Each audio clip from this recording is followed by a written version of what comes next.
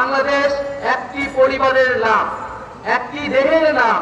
আজকে আমার একটি শরীরের একটি অংশ যদি আঘাতপ্রাপ্ত হয় তাহলে গোটা শরীরকে কিন্তু আঘাতপ্রাপ্ত হয়।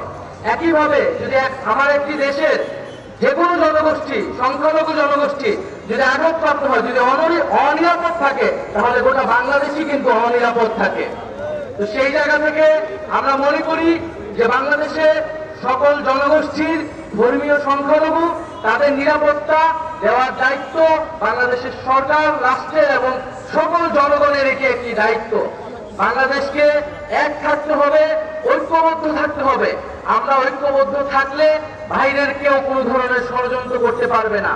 আমাদেরকে কিন্তু ঐক্যবদ্ধভাবে সকল ষড়যন্ত্র রুখে দিতে হবে।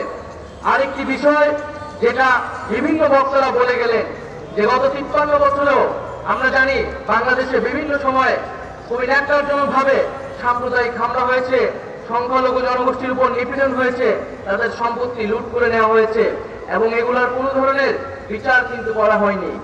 বিচার করবে কিভাবে? কারণ যারা বিচার করবে তারা এই ঘটনাগুলোর সাথে জড়িত ছিল। রাজনৈতিক ইন্ধনে এই ধরনের ঘটনাগুলো ঘটানো হয়েছিল। যার কাছে আপনারা বিচার নিয়ে গেছিলেন তারাই কিন্তু এই ঘটনাগুলো ঘটিয়েছিল।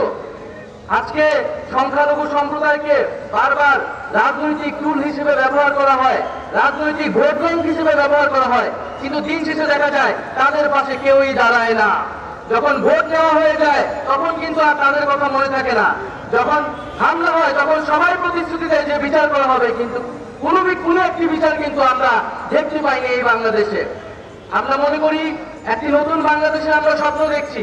যদি এই নতুন বাংলাদেশ ইনক্লুসিভ না হয়, এই নতুন বাংলাদেশের স্বপ্নে যদি সকল জনগোষ্ঠী একমত না হতে পারে, অন্তর্ভুক্তি না হতে পারে, তাহলে এই বাংলাদেশের স্বপ্নটি ব্যর্থ হবে। সেই জায়গা থেকে আমি মনে করি আমাদের আগের প্রজন্ম আমাদের একটি ব্যর্থ দেশ আমাদেরকে দিয়েছে, যেখানে স্বৈরতন্ত্র ফ্যাসিবাদ তৈরি হয়েছে, মানুষের সম্পদ লুট হয়েছে।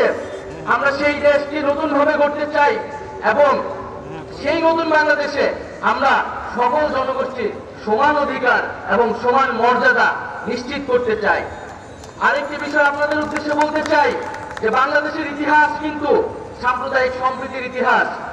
আমাদের ইতিহাস ধর্মীয়, আন্তধর্মীয় সম্প্রীতির ইতিহাস। বাংলাদেশের ইতিহাস ও সংস্কৃতিকে আপনি ব্যাখ্যা করতে পারবেন না এখানে হিন্দু, মুসলিম এবং অন্য সকল সংস্কৃতির যে সংমিশ্রণ, যে সম্মেলন ঘটেছে, তার সেই বিষয়টি ছাড়া কিন্তু বাংলাদেশের সংস্কৃতিকে ব্যাখ্যা করা যাবে না।